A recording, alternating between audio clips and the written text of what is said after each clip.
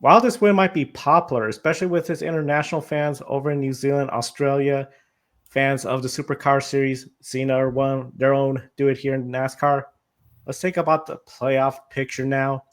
He is locked in. Just because he went out there, won this race, he's locked in.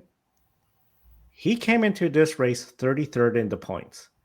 Now, last year, we saw Austin Dillon very much below 30th in points go all out in Richmond. That created a lot of controversy. Then Harrison Burton, the 21, again, a popular win, first career win at Daytona, but you were below 30th in points. Now you're in the playoffs. In the case of Dillon, he didn't get in the playoffs. NASCAR took that away. For Harrison Burton, he was in the playoffs.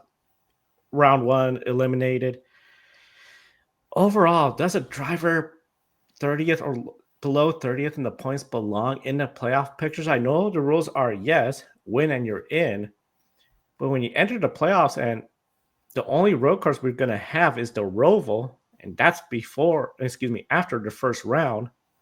Do you have thoughts on this scenario replaying again, essentially? I mean, if we're talking about the playoff system as a whole, then yes, I have a lot of thoughts on that. But just to condense them for this segment, I think that in this particular scenario, I feel like if SVG gets a second win, that kind of invalidates that discussion a little bit, because I feel like, it's easier for Lightning to strike once rather than twice. But at the same time, yeah, it's definitely a bit insulting, I guess I'll say, to the drivers that sit on the bubble for most of the season, like a Bubba Wallace, like a Ryan Preece, like a Kyle Busch and AJ Allmendinger, etc. Another guy that could fit into this category in Allmendinger. But yeah, I think that it's just a lack of merit of this system that we allow drivers like this to, kind of game the system by winning one race and all of a sudden they're in the playoffs. I don't really care for it. I just feel like with SVG, I feel like if he can get more playoff points, by either winning or winning stages throughout these next couple of months heading into the postseason, they stand a chance to be able to make it through round one, but even then, it's going to be tough sledding to make it all the way to Phoenix, being only good at one type of racetrack. And not only that, it also just kind of takes away a playoff spot from somebody that could actually possibly contend for the title. And obviously, I don't think anybody wants to see that. So, yeah, it's just the NASCAR playoff format can consistently showing how much of a farce it can be at times. But at the same time, SVG is a high pedigree athlete in his home country, and he is quite good at the road courses over here. And this isn't to delegitimize him by any stretch, because he's obviously a world-class talent. But at the same time, this year, it's not really shown that world-class ability on the ovals, and I think that in a predominantly oval series, for a driver like him to be locked into the postseason, for him to only get bounced in the first round more than likely, is just kind of insulting to the drivers that do, everything they can to get that one stage point for 10th every week, and, are constantly fighting for their lives trying to stay in the playoff hunt on points.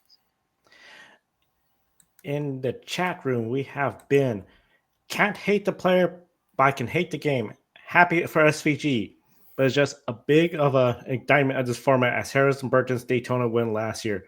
I don't think it's as big of an indictment. I mean, we're talking about a guy, this is his second win now in the series, and technically in less starts than Harrison Burton to reach one. So I don't know if it's that illegitimate, especially because driving at a road course takes a lot more skill than it does to drive a Daytona. So I don't know if I'd go as far as to say it's as big of an indictment, but it's certainly not a good look.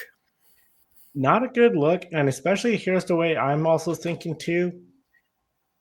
As you mentioned, if he could get playoff points, so we're coming to Pocono, that could be another race where again drivers will pit before the end of the stages. If he gets some stage points, that will help.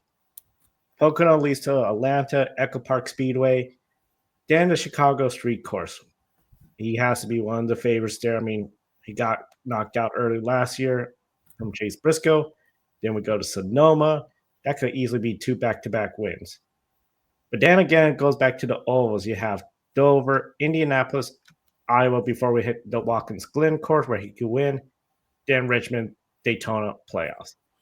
I think if he can make the most of it, I feel it takes away less of the sting of somebody just low on the points get to win. But if for some reason he does not win none of those road courses, if he does not perform in any of those races, then I think it gets to the level of Harrison Burton almost, because Harrison Burton, if he had won at Talladega, okay, maybe he could get some more points anywhere else, but he did it right at Daytona, the last race, essentially the last chance qualifier 400 race.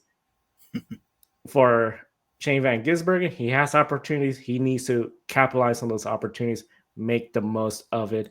In the chat room, Ben, I do get what you're saying, Tanner. I think overall, yeah, it is a big weakness. I mean,